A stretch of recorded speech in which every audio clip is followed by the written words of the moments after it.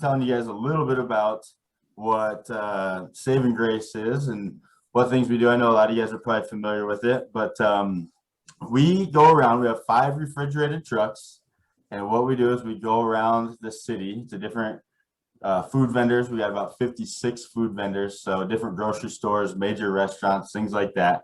And we pick up the food that's still good that they would normally throw away. So a lot of times grocery stores have to make room on their shelves for newer products, and so they don't want to waste space. And unfortunately, what they do is they throw away a lot of good food. So Saving Grace has 5 refrigerated trucks with professional drivers that go around the city and pick up all that food.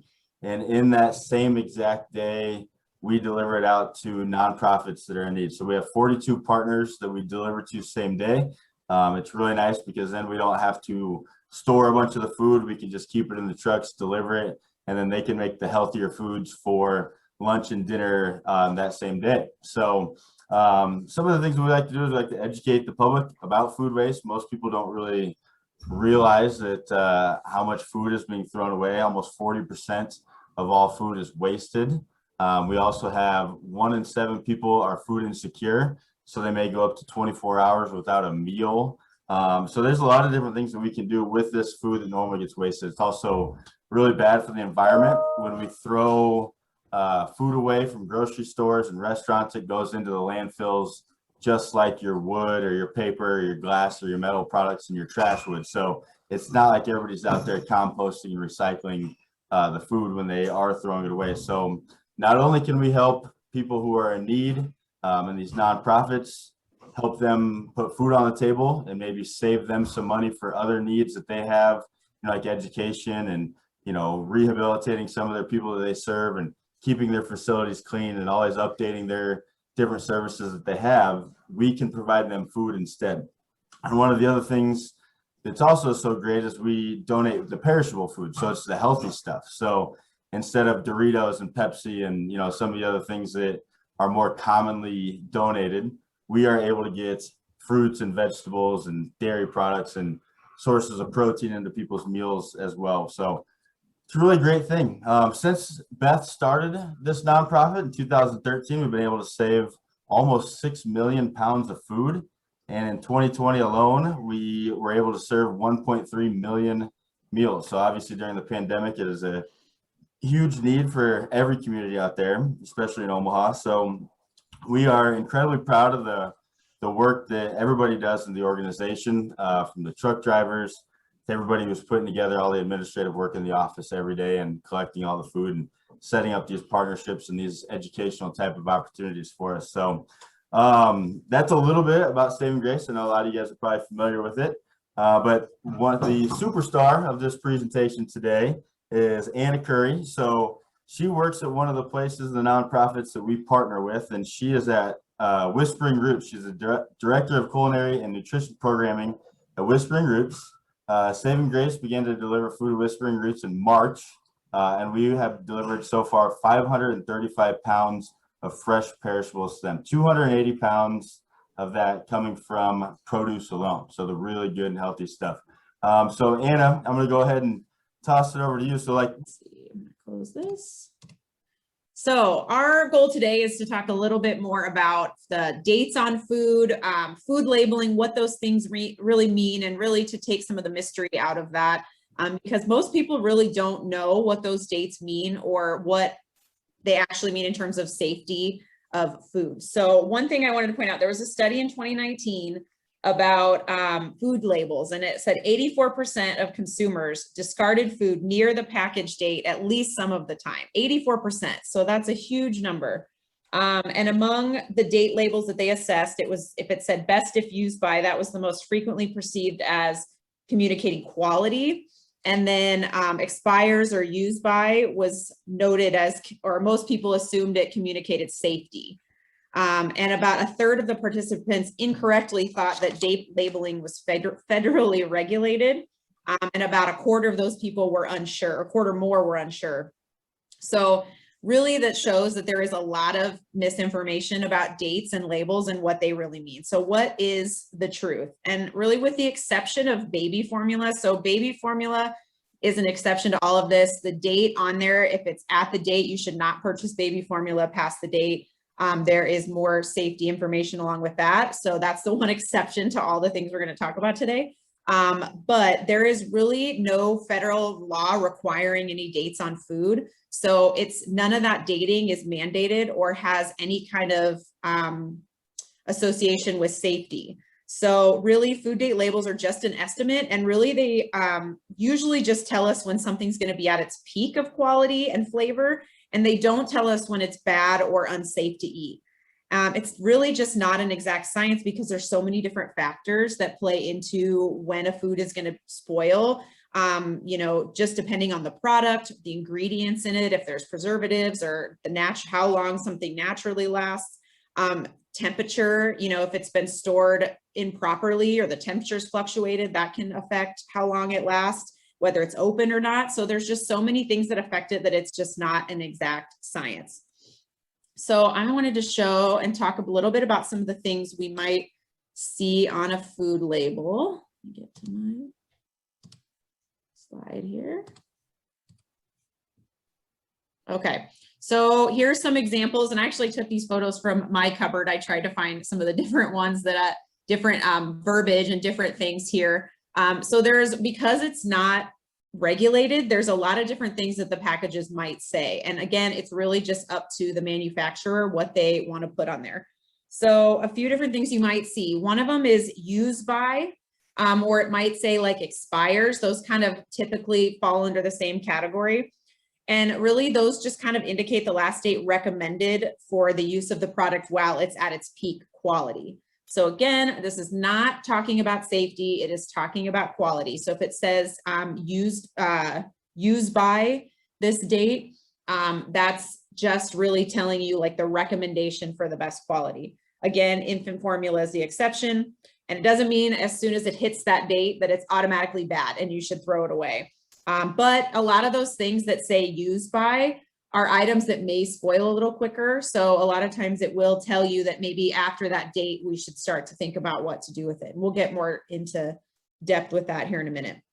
Then there's sell by. So you'll see sell by on a couple, on some different products. And a lot of times you'll see sell by on those more shelf stable things like canned goods or cereal, packages, things that last longer on the shelf.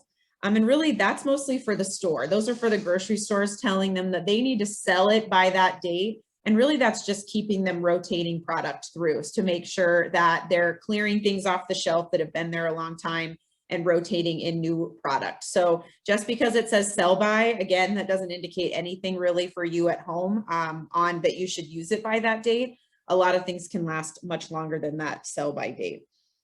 And then you might see the best if used by or best if used before date. And again, really just more hinting towards quality, best quality by that date, not really anything else.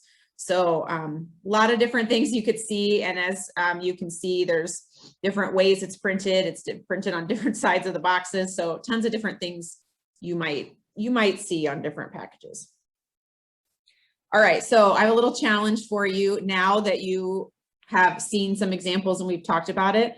We're gonna have everybody, if you are at home or you're nearby some kind of food packaging, run into your kitchen or your cupboard or your snack drawer if you're at your desk or something and grab a package that has a date on it, particularly if you have something that you know is either close date, today's date, or maybe it's past its date.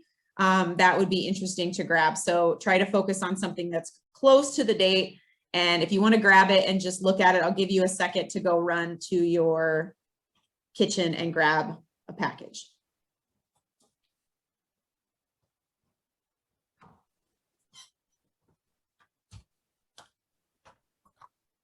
You got a snack cabinet, Eric? Oh yeah, that's well, you guys can't see it, but I'm in my. We can't see it behind your picture. My office is actually just full of food. So you got a coffee section over here. You got all the smoothies over here, and then I actually have a section for expired food because I work in a place that has a big cafe, and they know if there's something that is expired, they bring it to me. They better give it to Eric.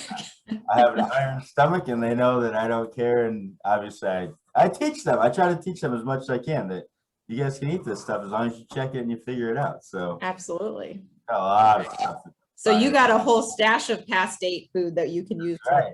today. They're my favorite foods to eat. Yeah. It just tastes better when it's free and it was gonna get wasted and you saved it, right? No doubt.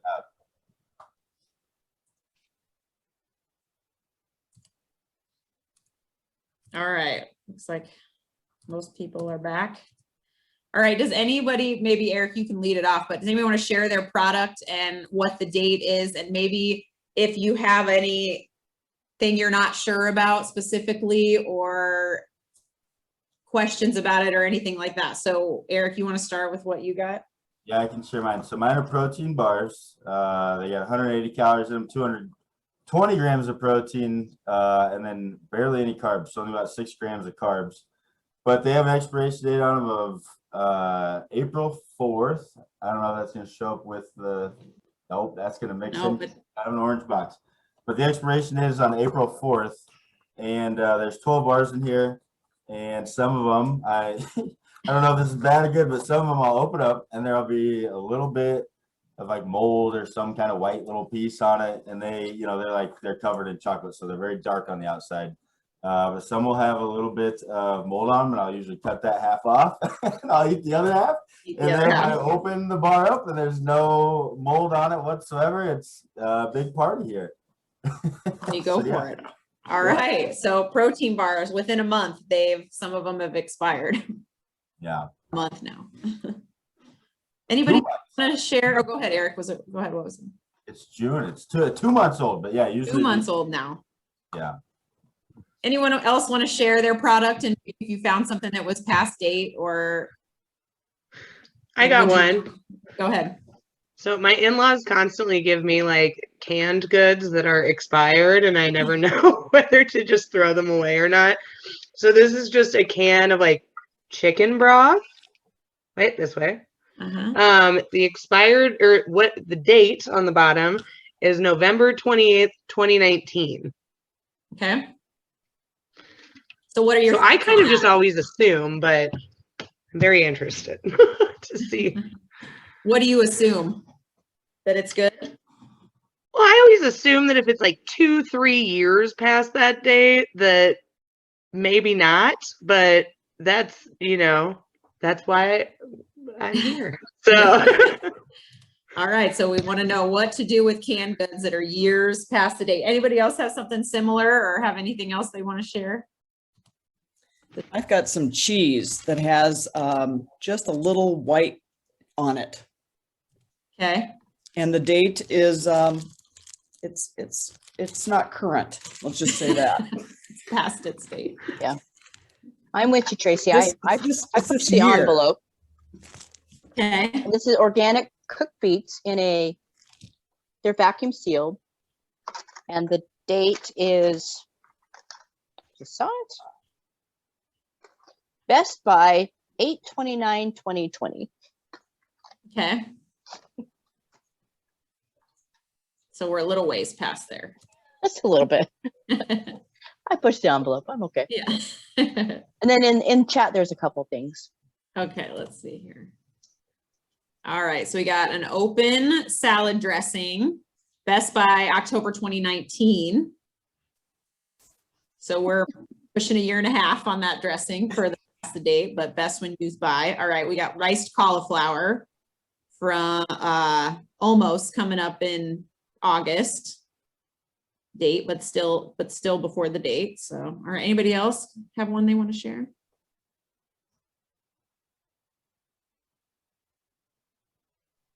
I also have some eggs that were, again, sell by May 24th. So by May 24th. Okay, we're going to definitely talk about eggs. So all right, great. Well, if anybody else wants to, I'm going to keep going. But if you have anything else you want to add, go ahead and you can put it in the chat for sure. So, all right. So now the question is with these dates, what does that mean? And once it's past its date, how do we know if it's good or not? Because we've talked about that these dates are not safety dates. They're not regulated. So it's really up to the manufacturer to just put their best guess of peak quality on there. So now we have to use our own senses to make a determination. And typically, as we go through this, most of the things that I recommend being a lot more cautious on are things like meat, because meat can spoil a lot quicker and make us a lot sicker than, you know, just like stale cereal or something like that. So I'm a little more cautious when it comes to things like meat, but there's still plenty of ways to tell. So let's kind of talk about some things here. So like I said, milk. So that's one of the, like a really common one because it has a short shelf life. Milk just doesn't last that long, and it can spoil quickly. And especially if you're buying gallons, you know, you don't drink it a lot, it can spoil quickly. So it really varies how long it'll last past the date, but typically we're looking at days to maybe up to a week for milk to last. But usually not much longer than a week. It also, milk is one of those things that it really does depend on how you store it. So I'm going to talk about how you store different foods in the fridge, but milk, keeping it cold the entire time, not letting it sit out very long. The fluctuation in temperature with a lot of these things, specifically dairy, can make it spoil quicker. So keep milk in the coldest part of your fridge. Don't keep milk in the door of your fridge. Those, when you're opening your fridge doors, that's the part that's going to be the most exposed to the warm air. And so that can cause the temperature to fluctuate. So try to keep your meat, milk, dairy in the back of your fridge where it's the coldest. Of course, with milk, smell test, that's where it's at, is really just smelling it. You can tell right away when your milk is spoiled. So it's pretty easy to determine if milk is still good or not. If it's past the date, it does not have any kind of odor. It doesn't look funky or have anything, you know, curdling in it. It is probably just fine to drink. One thing though to note is that when you do open your gallon of milk and smell it, sometimes it'll smell bad because there is a residue of milk around that top of the container. And sometimes you're just smelling that residue on the outside of the container. So if it does smell, what you should do is pour a little bit into a cup and then actually smell that outside of the gallon, because a lot of times, and I've personally done this many times and found this to be true, that you'll smell the milk and the milk is just fine. It's just that outside of the rim of the gallon that actually is the part that's smelling. And so the milk is actually good. So you could actually throw away milk that is so good if you're just going off smelling the top of the gallon. So make sure you double check that. So that's going to be your best way to tell if milk is good or bad, is just that smell test. One thing to note, and this is something I do personally, you know, another topic is organic versus conventional on different foods, but with milk, I do buy organic because I'm just by myself and I don't go through enough milk to purchase even a half gallon and use it before it goes bad. But organic milk and some of other kinds of specialty milks, some of them go through a different pasteurization process called ultra pasteurization, and it actually extends the shelf life.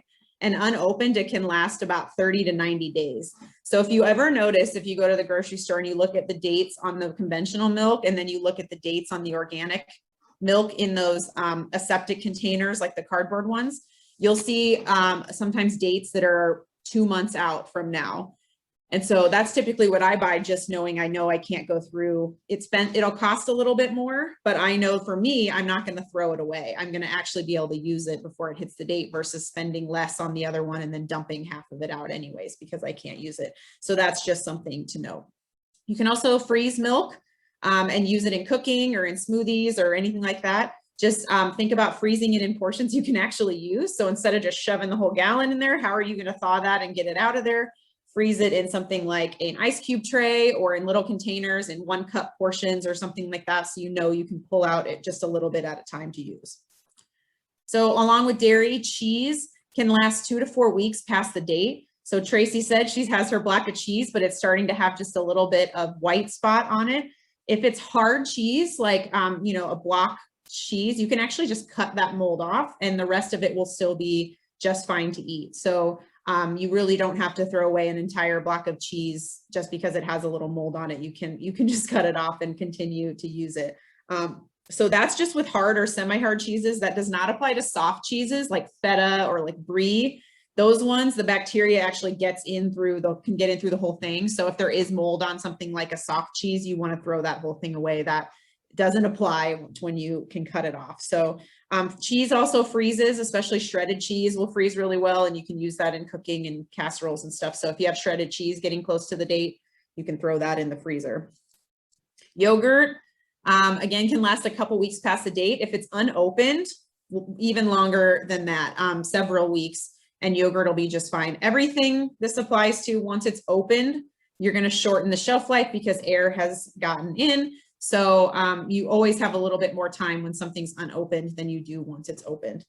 Yogurt, again, can be frozen. Use the smell test, of course, to tell, again, when yogurt's spoiled, the smell, the sight, look at it. If it starts to look a little discolored or a little lumpy or, you know, just off, then that's how you can know that that's spoiled. But again, you can freeze it. Ice cube trays are kind of one of my favorite things for freezing things because you can do it in small little portions.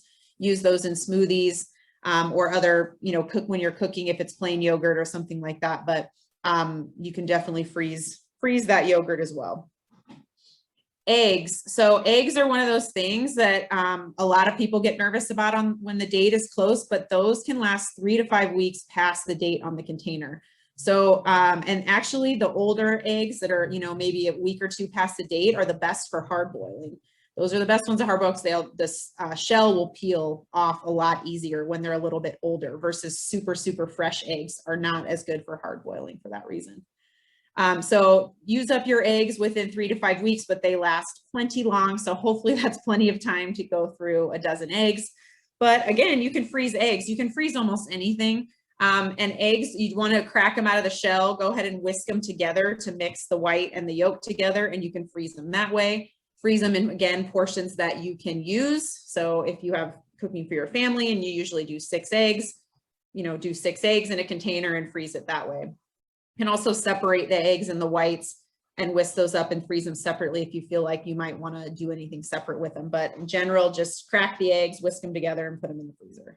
Otherwise, I like to make breakfast stuff that I can freeze. So I typically will do something like egg cups or an egg casserole or breakfast burritos, cook up a whole bunch of them, make them into something and then freeze them that way already cooked. So you can do it either way. So meat is one of those things that only lasts usually a couple weeks past the date or a couple days past the date because again, milk just has a really short, or keep saying milk, meat has a really short shelf life. And so it'll spoil a lot quicker. So meat is one of those things that once it hits the date, it's only probably going to be good a day or two after that date, just really depends on what it is. So really make sure that you're using up your meat specifically by the time it hits the date or putting it in the freezer. Make sure that you freeze again in portions you can use. If you buy a whole roast or if you buy a brick of hamburger and it's 5 pounds, don't throw it in as a whole 5-pound block because then you have to pull out a 5-pound block and you have to try to thaw it, and that's going to take forever. And you may not use 5 pounds all at once. So try to cut that down into 1 portions that you'll use. Say cut it into individual pounds and then freeze those separately. You'll make it much easier on yourself when you go to use it later. And once something is thawed that you've frozen, you don't want to refreeze items like that. So once it's thawed, you need to use it and eat it. Otherwise, there's a lot of bacteria that can build up once you go from that freezing, thawing. And so only pull stuff out of the freezer when you're actually ready to use it. There was that example in the poll of the chicken. We froze it on the date that it was purchased, put in the freezer. So that's great. We pulled it out on the day we wanted to use it, thawed it in the refrigerator, which is the way we want to do it because that's the safest way to do it rather than on the counter. Or you can run cold water over it in the sink, and then we're going to use it that day. So that's perfectly great. One thing to keep in mind is that if you throw something that's past the date or at the date of meat in the freezer, just because you freeze it, that doesn't mean you can pull it out and then keep it in your fridge for another week. It doesn't add back on days when it's re-thawed. It still needs to be used right away once you pull it out of the freezer. So keep that in mind with meat. That's the one that's a little trickier. It doesn't have quite as much wiggle room. But again, use your senses when you're looking at meat. If you start to see discoloration, that's a sign that it's not good. Obviously, usually you can smell things pretty well when something doesn't taste or doesn't smell very good. We know it's bad. The other thing with meat is that freezer burn. So is the other question on, we pulled out, I think it was a roast, and what do we do if it's freezer burn? So freezer burn does not affect necessarily the safety. It's not going to harm you to eat freezer burn, but for those of us that have eaten something that's freezer burned, it is not very tasty. It really tastes pretty bad. So I don't recommend eating freezer burned food for that reason. However, if it's just a portion of it that's freezer burned, you can just cut it off and eat the rest of it, like the example in the question. Otherwise, you kind of have to use your judgment, because once something's pretty bad and freezer burned, it's pretty much gone at that point. So really try to make sure you're rotating items in your freezer, you're eating things within 3 to 6 months, depending on what it is. And again, when it's meat, usually if you're not sure, meat is one thing that I don't usually like to take a chance on. So if you're not sure, it's probably best to toss it out. And sorry, I just saw the question there from Autumn about milk with plant-based milks. And yeah, a lot of plant-based milks have a really long shelf life as well. So you'll really notice that when you look at the dates on milk. If you are at the store next time, look at the dates on the conventional milk compared to the organic and the plant-based. And those will, in those aseptic cardboard containers, would typically have a much longer shelf life. So something to consider. It doesn't necessarily make it last that long once you've opened it. So it's always something to keep in mind, that once it's opened, you kind of decrease the shelf life at that point. But again, you can always use your judgment in the smell test for that. Also see the question, I'm just going to answer these now while we're in here, about the farm fresh eggs. So when you have farm fresh eggs that just came straight from the farm, the reason those don't need to be refrigerated is because they haven't gone through that pasteurization process like eggs do at the grocery store. So if you're getting eggs from the grocery store, they do need to stay in the refrigerator and they can't sit out on the counter. When you're getting eggs directly from the farm, they can sit out on the counter. So that's the difference there. I'm not exactly sure if the difference in shelf life there.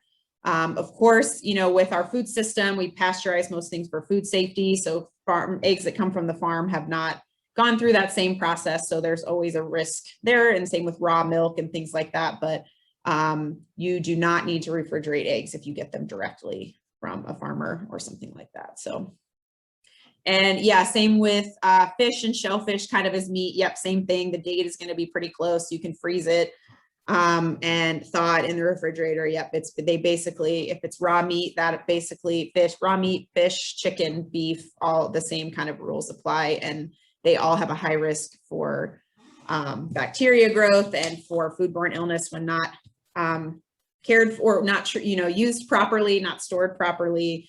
So those ones, they all kind of run similar risks there.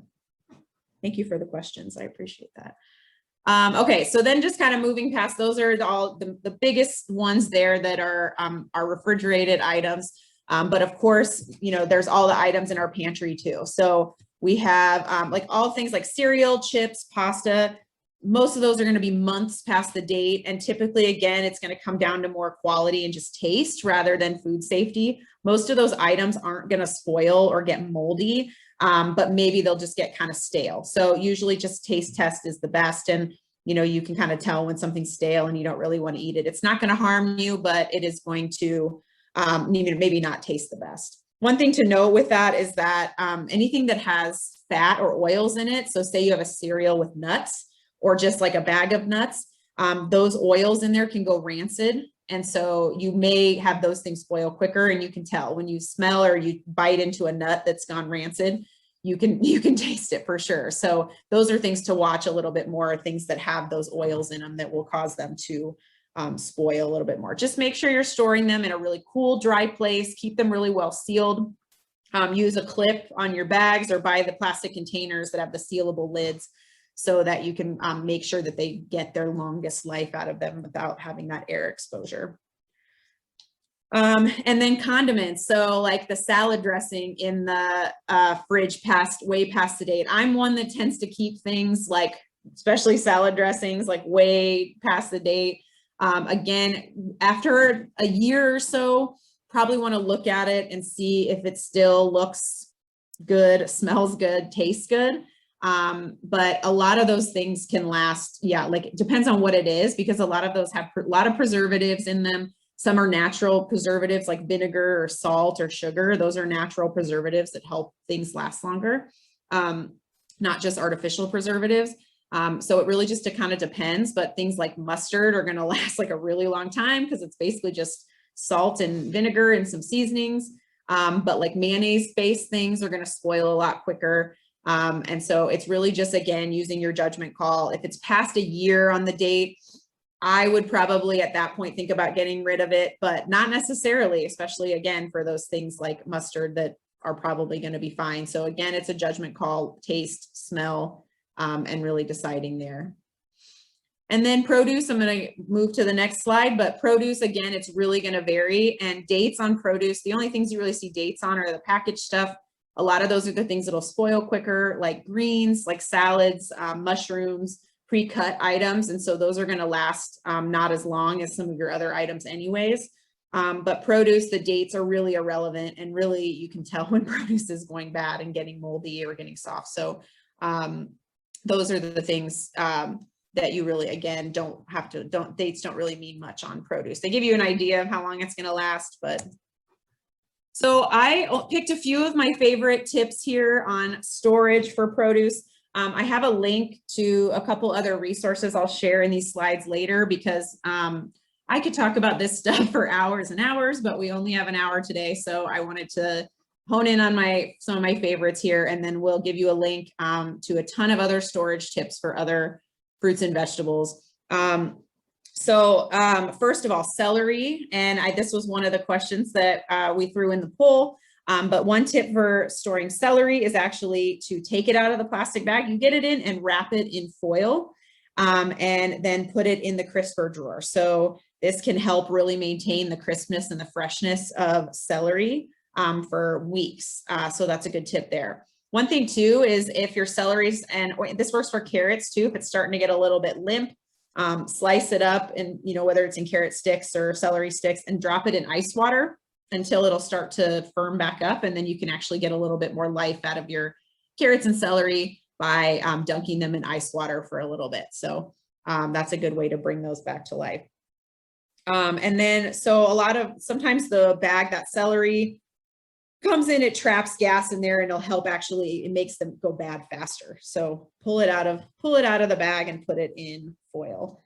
And that'll help it. Okay, so herbs. One thing with herbs, a good way to store them is I think of them as flowers. So take the bunch of herbs and actually put it in a jar with a little bit of water in it, and keep it that way in your fridge or on your countertop. You can do this with green onions as well, and it's the same for asparagus. Treat it like a flower, stick a bunch of asparagus in a jar of water, and that will help extend the life there. You can also wrap the herbs in like a damp paper towel and store it that way too, keeping some of that moisture on there so they don't dry out.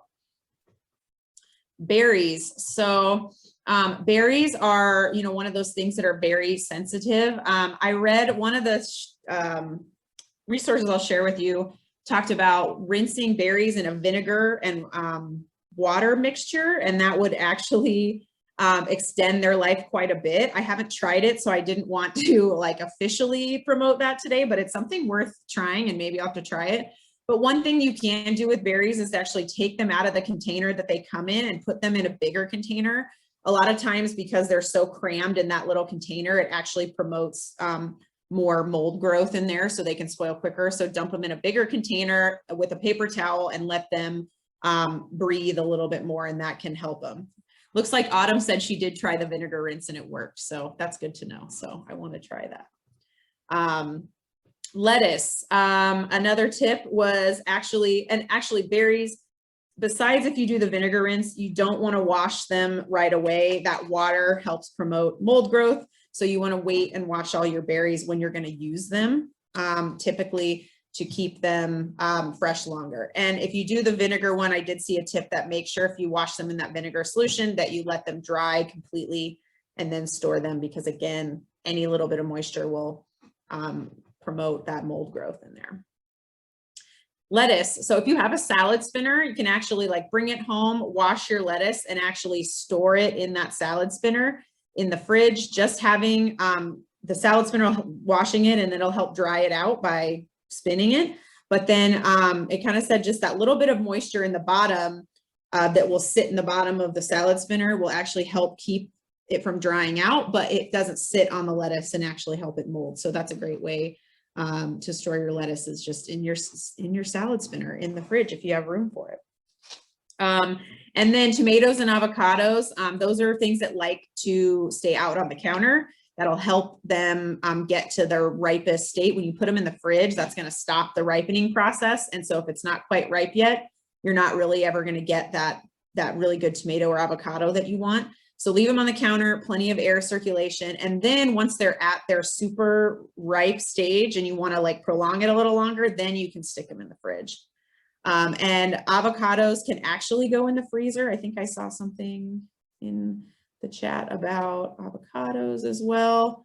And yes, you can put them in the freezer. You can, I've heard just throw them in whole, but also you can cut them in half, take the pit out, scoop them out of the shell, and then put them in like a container or plastic baggie, get the air out and shove them in the freezer as well. So a great trick for saving your avocados. And then using, I mean, you probably wouldn't then pull it out and just eat it raw, but it would make great guacamole or spreading on a sandwich or adding into, making your avocado brownies or an avocado dip or something like that. So if your avocados are getting too ripe on you, it's a great way to use those up.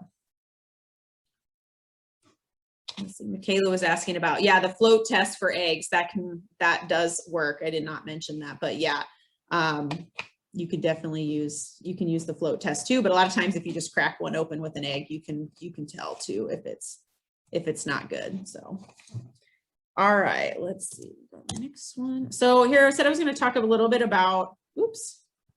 All right, I got a little carried away. All right, I was going to talk a little bit about storage in the fridge, because this can actually really make a difference. First thing, like I said, that I think is the most important is storing all your really perishable items like your dairy and your meat in the back of the fridge, where it's the most cold and it has the least opportunity to fluctuate in temperature.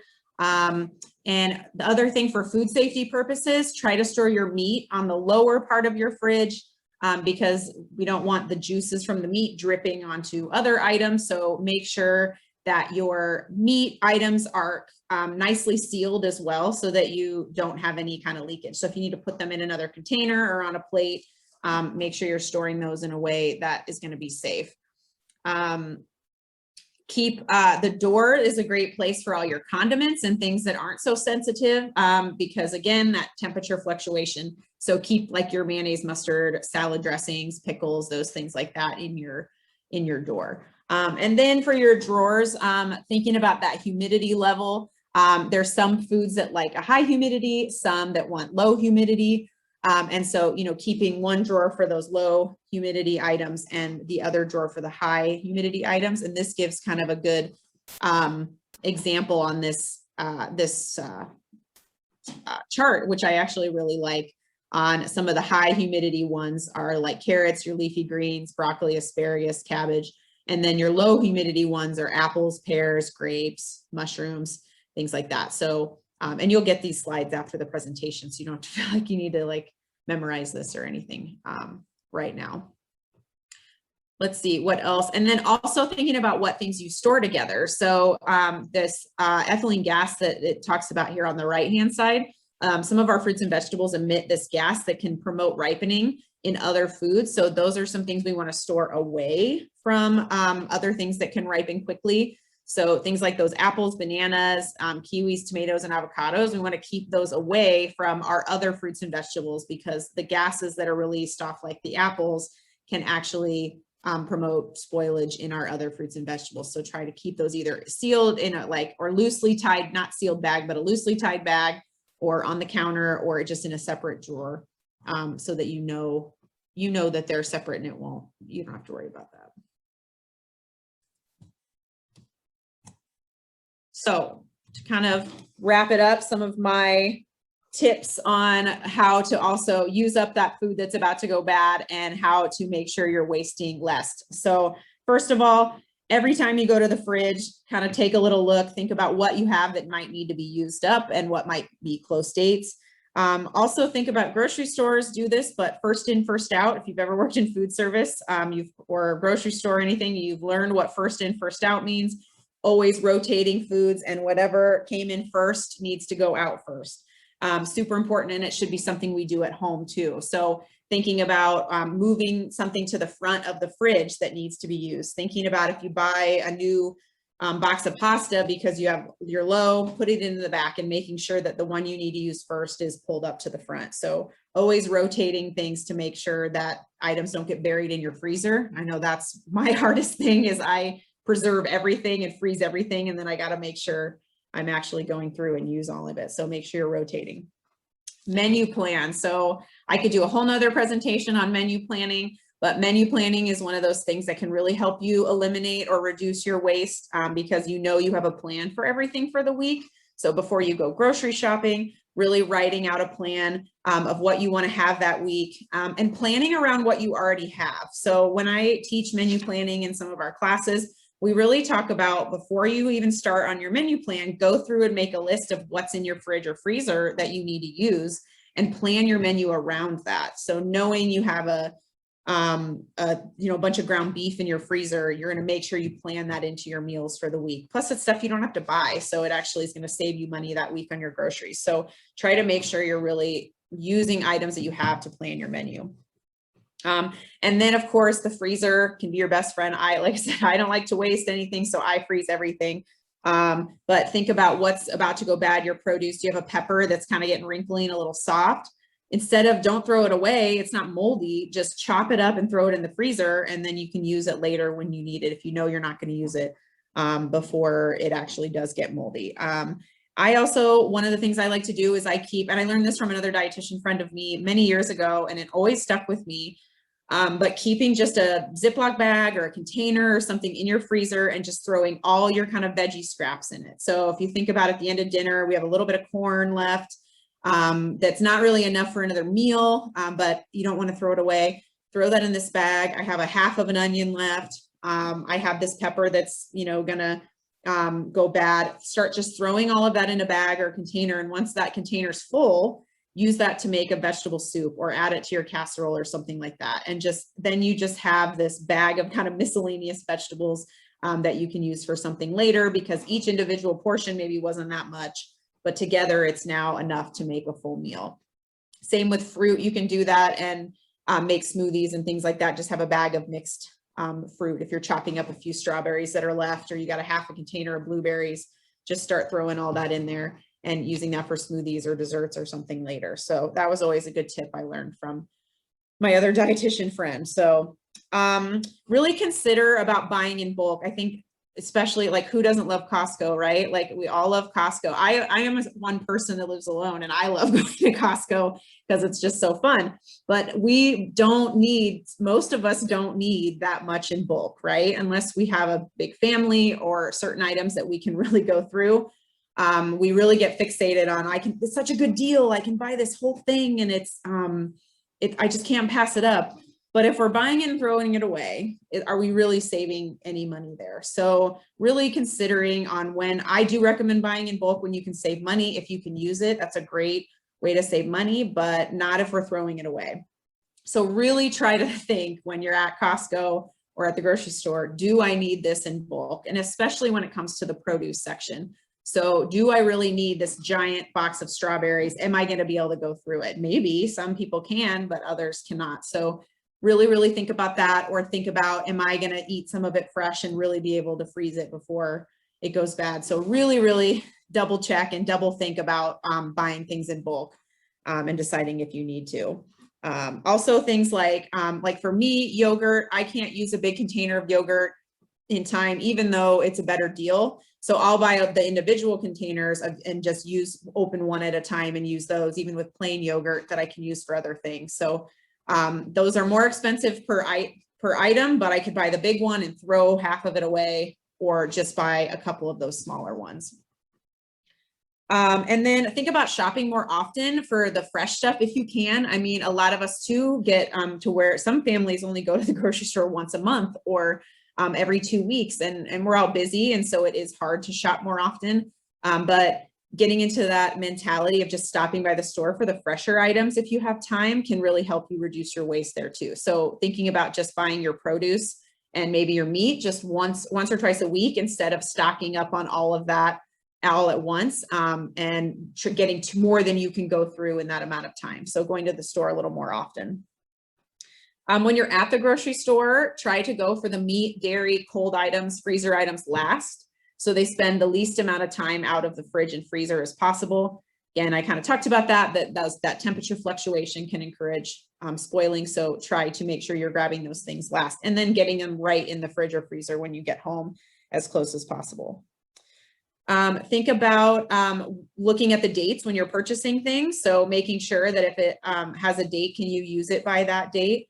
I actually like to buy, if I know I'm going to cook meat, and a lot of us will look at the dates and we'll buy whatever the furthest out date is. But if I know there's like beef and there's like 2 different dates, and I know I'm going to cook it, I'll buy the closer dated one, because I know I'm going to use it. And I don't want, I think about now, and I think this is just my job, and knowing Saving Grace and all of the things that I know I can use it. So why leave it? And then maybe it gets wasted later because somebody else didn't think that way. So if you know that you can use stuff up, it does, you can buy something that's close dated and actually know that it's going to get used. You can also sometimes save money that way. I know Baker's is really good about marking down their meat that's close to the date, and you can save a lot of money and get a really good deal on their produce and meat by buying that close dated stuff that's still good and then using it right away or freezing it. So keep that in mind, and that can be a way we can contribute to less food at the grocery store going to waste.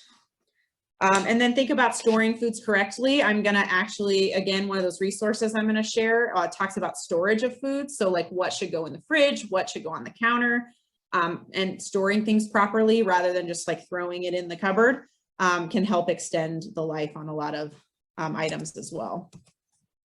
So here's my resources that I wanted to share. First couple are storage tips for fruits and vegetables mostly, but other food tips. So if you have specific items you want to look at how to store, you can go there. And then I also wanted to share, I know we didn't talk about composting, and for those that are friends of Saving Grace, you're probably familiar with Hillside Solutions, but another way we can help reduce waste, for all that other stuff that we can't eat is to compost.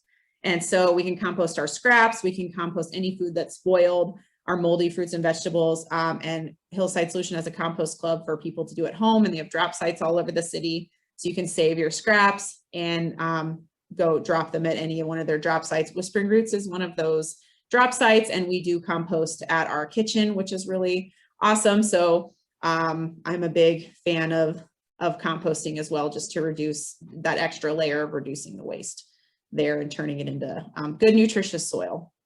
I wanted to just share our website too, or our YouTube channel for Whispering Roots. If you want some cooking tips and videos, gardening videos, we have that there. And then Saving Grace has a tab on their website, if you're not familiar and haven't gone there, of some additional resources for reducing food waste and some other community resources. So I just wanted to include that on there. So I think we got a few minutes left for questions. I was trying to